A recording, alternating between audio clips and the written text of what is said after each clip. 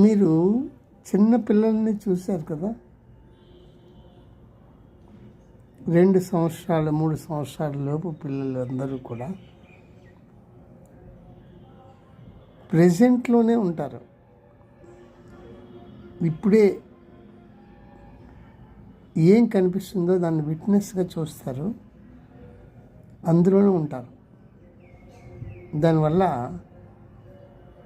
వాళ్ళకి గొప్ప ఆనందం, సంతోషం వస్తుంది. కాబట్టి ఎప్పుడూ నవ్వుతూ ఆనందంగా ఉంటారు.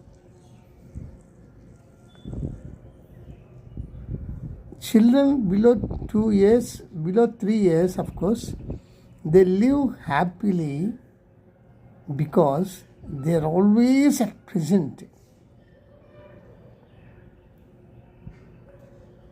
గతంకి వెళ్ళరు, అవి మర్చిపోతారు.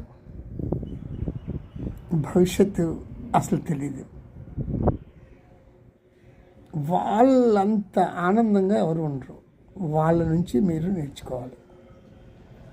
ప్రతి ఒక్కరి నుంచి, ప్రతి విషయం నుంచి, ప్రతి వస్తువు నుంచి, ప్రతి మనిషి నుంచి, ప్రతి మొక్క, చెట్టు, పక్షి, జంతువు, ఒక్కొక్క జంతువుకి ఒక్కొక్క మంచి లక్షణం ఉంటుంది.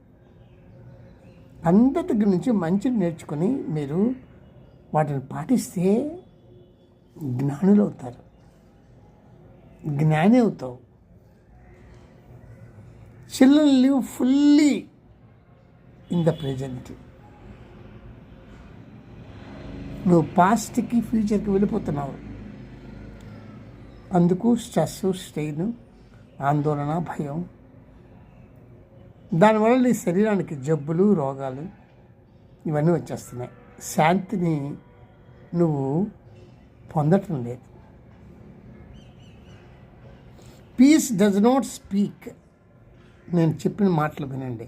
Piece does not speak. Peace teaches everything. Wisdom does not rise from noise.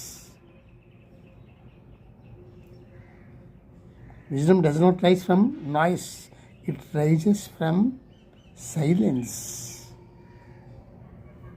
Silence అంటే మౌనం. Mind is quiet.